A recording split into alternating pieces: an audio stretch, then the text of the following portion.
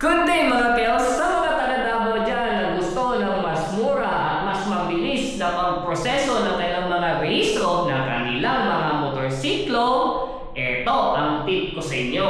Unang-una, pumunta kayo sa PTSJ para sa inyong emission test. Located ito at Matina, Aplaya, Davao City.